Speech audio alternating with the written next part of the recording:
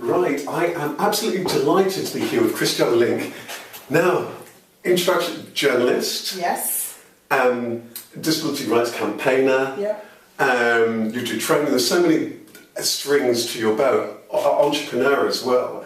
I'm very keen to talk to you about a number of topics, but I think at the core of these topics is something that I know that you talk about and your work is involved in, which is how open a society is. And this theme about a society that's not open, to all, is not an open society, which I think is fascinating because your work seems to take you to the space between policy, empowerment, obviously journalism, and actually things on the ground and people's actual experience of that. Did you start out in life with the intention of being these things, this campaigner, this journalist, and so on? Where did that come from? Were you always, as a young girl, somebody who was on a mission? No, I can't say that. Yes. I think it all started at university. Right. I was one of the few disabled children in Germany at that time going to a mainstream school. Right. And I thought that is normal. Right. And when I arrived at university, I thought I will meet all the other disabled people. As you would in a way. Yes, and I was quite surprised when I went to university. I studied political science. Right. That there were not as many as I expected, and then I started to look into that and say, okay, where are they? Right. And to my big shock, I realized they all go to special schools. Most of them don't do A-levels, and they didn't get the same education as I got. And for me, that was completely normal. I thought that is normal, but then I realized it's not. Well, for me, that brings up so many things, because I guess that the one thing is that for anyone, however we grow up, we assume that's how the world looks, yes. right? And so, what were your early years like? Were they difficult? Were they challenging? I mean, tell us a little bit about that. So I always went to a mainstream nursery and a mainstream school, and I think that has an impact on my life still today. Right. Because for me, I had the same goals as my friends in school. Yeah. I did exactly the same things. So I didn't even think about, my impairment could be a problem. Right. It only got a problem when other people had a problem with it, when teachers were weird to me, or when I faced barriers. So lack of accessibility, for example, was a huge problem. Right. My parents seriously struggled to find a school for me. Right, yes. First of all, who was willing to take me, and secondly, which was wheelchair accessible. Right, right. So that was the first time when I noticed, something is different. In the early years, until I was 8-9 years old, I didn't even had the feeling that I'm different than other children. For me, there are children who can walk and children who are in a wheelchair. Yeah. Only much later, I noticed, that is something which other people have issues with. Yeah, and you flag up something so interesting here, because there's the accessibility issues and all of those kind of issues, be it transport, about this, about that. But then there's the people's mindset issue, isn't it? And how willing or afraid or what have you. Which I'm curious to ask you, which in your life is that you think is the bigger issue for us as a society? I just want to kind of jump around a little bit here, because I'm so struck by that. Which is a society do you think is the bigger issue for it? Is that we can't get our head around, or that we're backwards, or we're afraid, or we don't know what we do? I think the main issue, especially with the German society where I grew up, is attitude and lack of knowledge. Right. If you keep disabled people out of society, how can you get to know them? If you make a society not accessible to all, you will never have the chance to meet people, because basically they're stuck at home. If you don't make transport accessible, people have problems getting to education, to healthcare, to work, to so many other places. That is an issue. So going back to what you were saying before, when you were growing up in Germany, schooling with a separate school. So if I have a disability, I would be sent as a matter of Until course. today, only 20% of all disabled children go to mainstream school. And is that just because the feeling is that it's better to educate separately, or that mainstream school can't support, or is it what's that about? I think it's mainly an attitude problem. Right. It is the feeling that disabled people should be specially cared for, Right. and that there would be, and some people even argue that there would be a disturbance in the mainstream school, and that they would stop the other children to learn properly and things like that.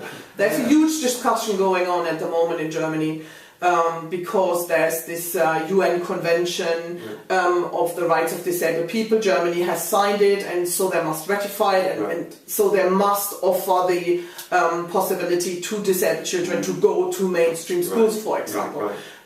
But it's not only education. It's very much focused at the moment on education, but I think it's a wider issue as well. So if you know that there are wheelchair users or other people with impairments in society, I think it's normal that you adapt, and especially in a country which is wealthy and has the power and has proper laws in place and so on.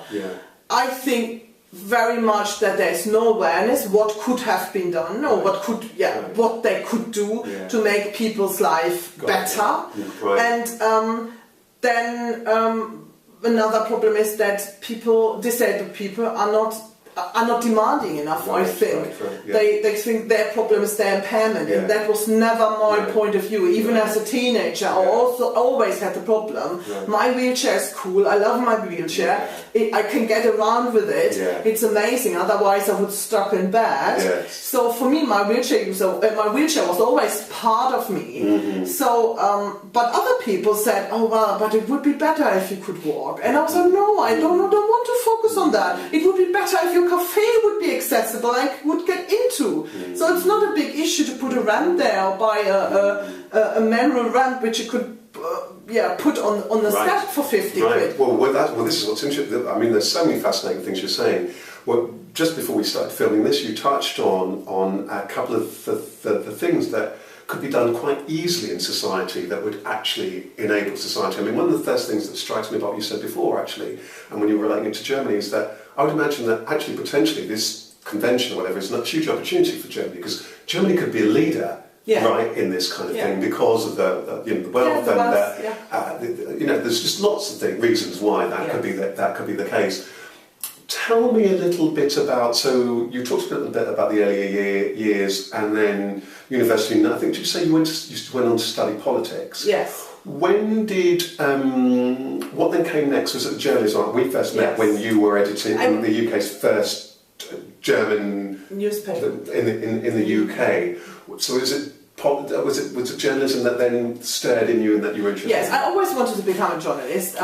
From the age of 7, whenever I watched TV news, I wanted to make the news, really. When I was 9 years old, I had a huge operation, and as a present by my parents, I got 1 day at German television. And I was 9 years old, so too early to do a work experience there. Then they told me the earliest age is 14. But when I became 14, I did my first work experience at German television, because that was my dream, just to do something related to news. Well, it's interesting. For people who don't know you, there's been lots of stuff in and around media that you've done. You've owned your own newspaper, which you sold. I think you spent some time working when you in the UK, working for places like BBC World Service, is that right? And sometimes people recognise you've been on television, often in and around these accessibility issues, disability equality issues, and so on. It's quite interesting because sometimes some people who writing is their thing, TV and that kind of thing is not their thing. It changed a bit. What was that about? Is it because the campaigner in you realised? No, I think I was always passionate about news and not so much about a particular medium. Right. And when I did the work experience at German television, I got to know news agencies. I've never heard of them before. And then just by chance, when I was a student, I started working for the leading German news agency, DPA. And when I finished my master's degree, I went into their graduate scheme, Right. and then I became an editor there. Right. So and now I'm still working for another news agency and covering UK current affairs for them. So I'm very passionate about news. Yeah. So I think I could never work for a magazine and research a story for 3 months. That wouldn't be my thing. So tell me then, one of the things that then interests me here, so there was that interest in news and so on, and from a young age you went for that. And also it's quite interesting that whatever the barriers may have been, you just decided you were going to do it.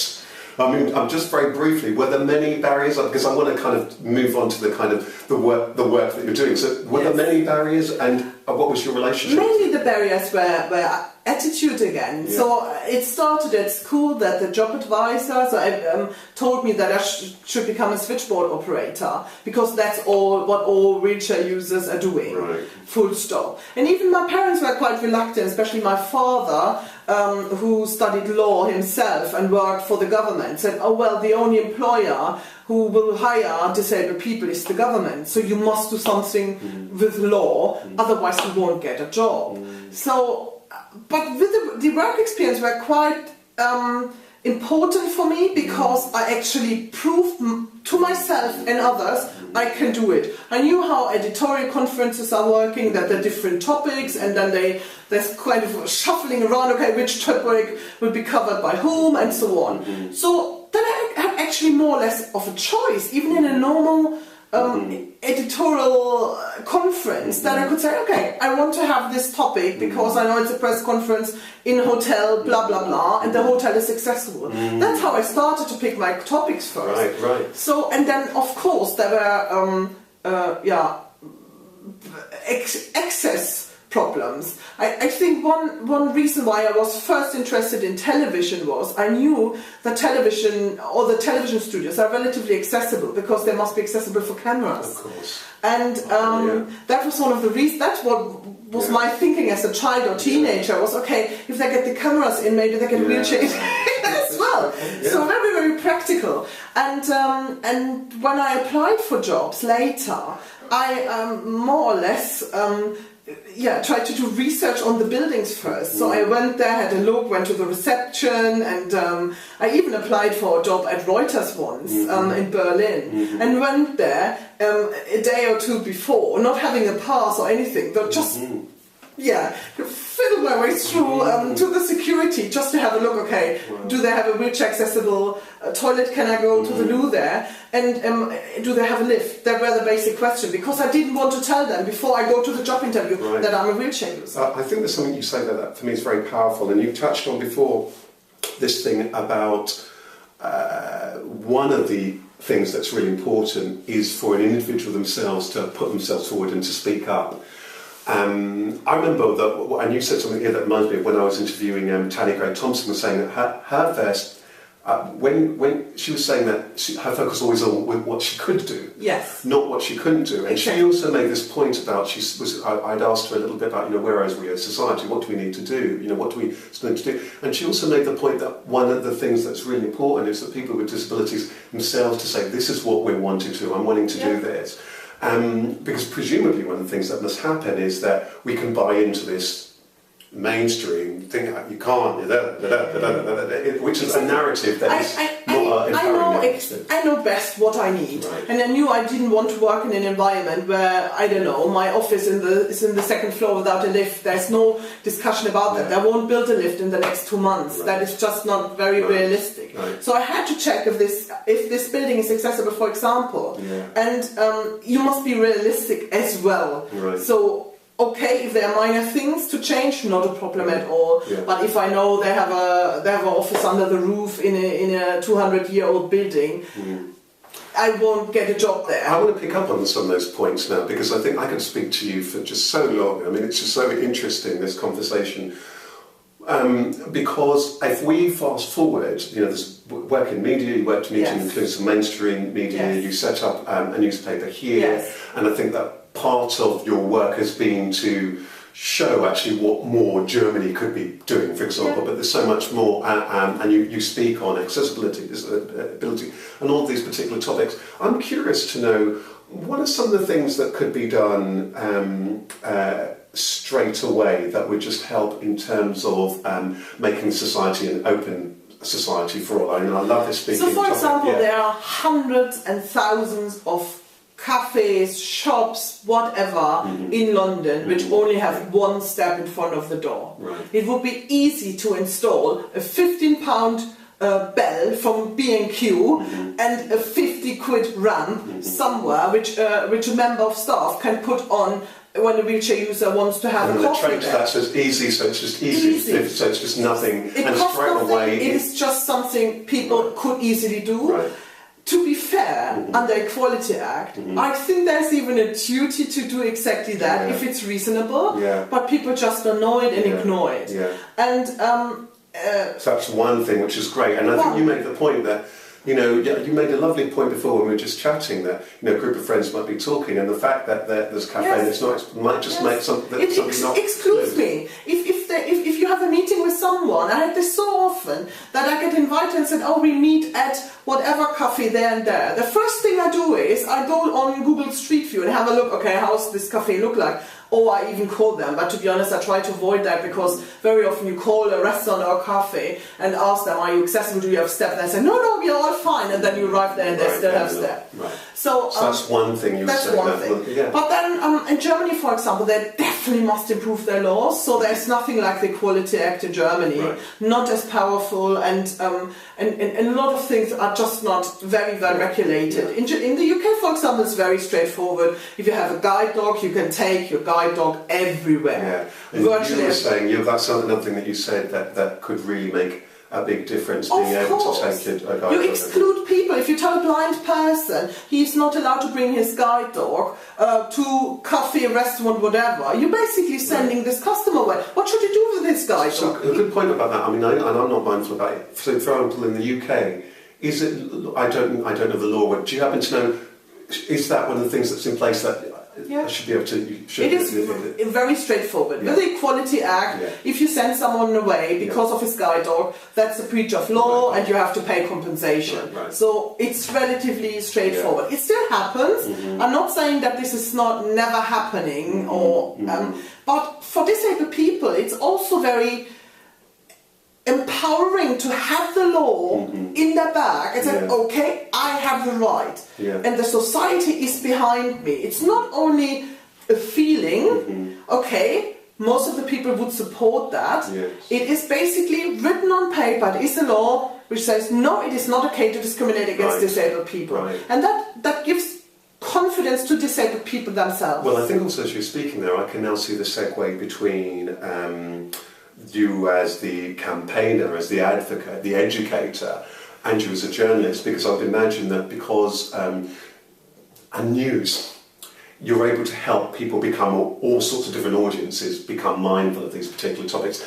I want to touch on very briefly this thing about technology, without talking about it. I'm a geek. You say that, and it's interesting because lots of people talk about technology and. Lots of people are not going for technology or this or that, or people who are geeks. So it often seems to be people who are technophobes or geeks. There's not that much in between. And you talk about technology making our lives obviously easier. And obviously, if someone's got a disability, technology presumably can be so beneficial. Tell us a little bit about that.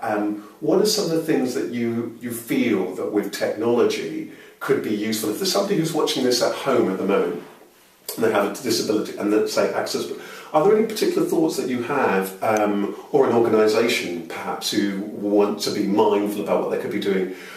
Are there any particular things in terms of technology that we could be looking at, or we could easily do that might just enhance stuff? Because I really love social media and also location-based services and location information services like Google Street View, because I get information on my computer very easily. So that's one thing very useful. Very useful to use access information.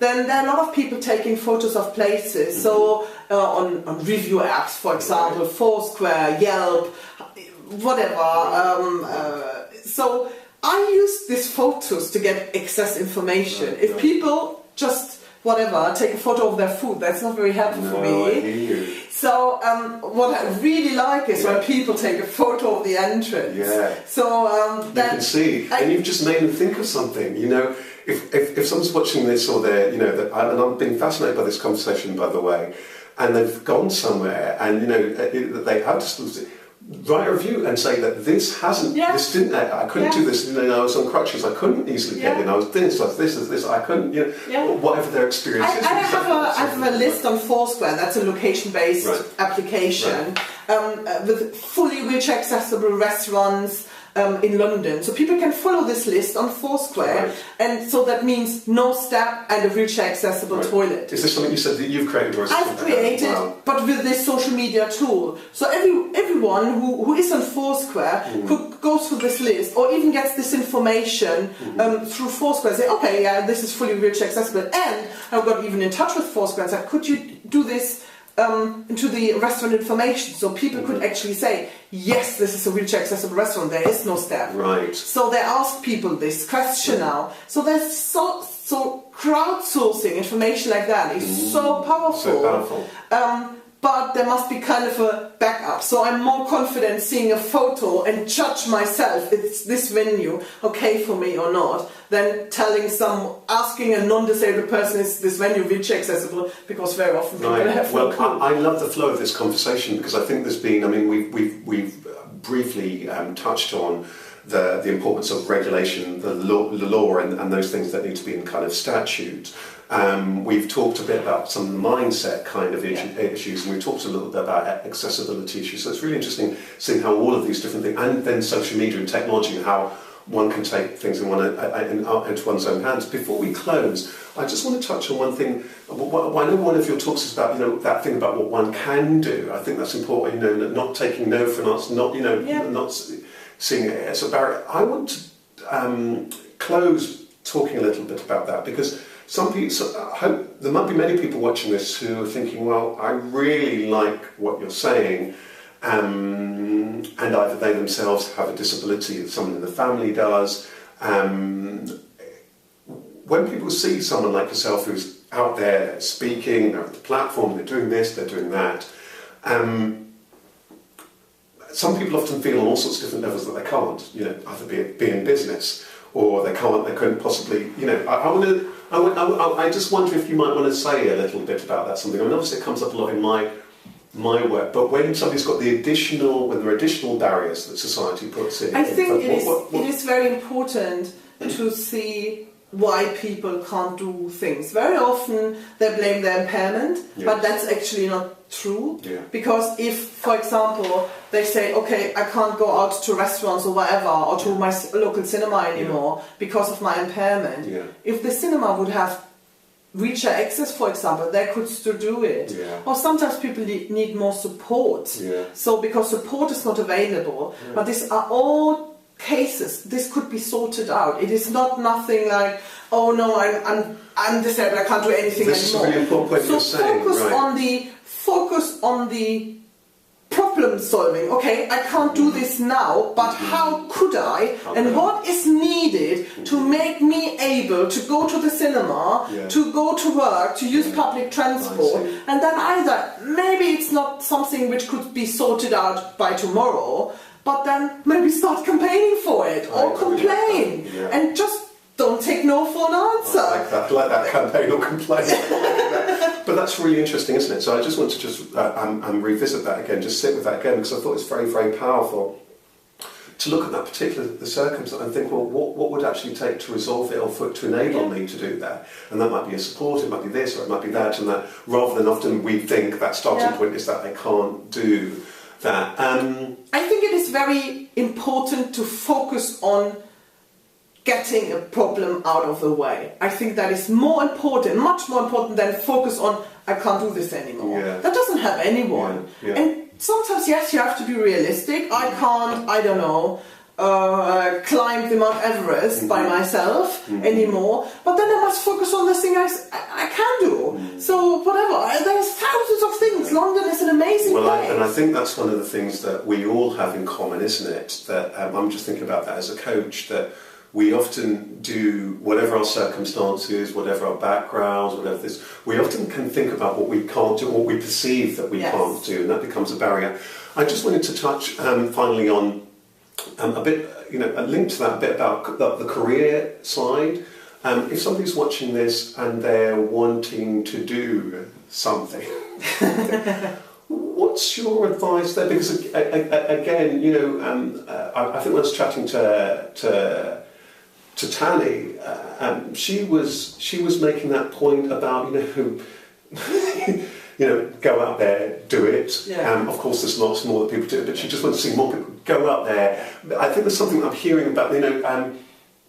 Go for it. I fully agree. I have sometimes the feeling I already changed the world bit by bit only by using public transport. Even if there's an issue, they must solve it, and maybe then the next wheelchair user will have this issue again because it was solved once. Right. And is it articulate? And is it starting off with articulate? Yes. Is it also starting off with that articulating it? You know what? I do want to be a doctor. I do want that, because I would imagine that sometimes there can be that internal that it's not even articulated. Yes, I think the first step is to have a goal and you want to achieve. So if you want to become a doctor, and then ask yourself, okay, how can I reach that?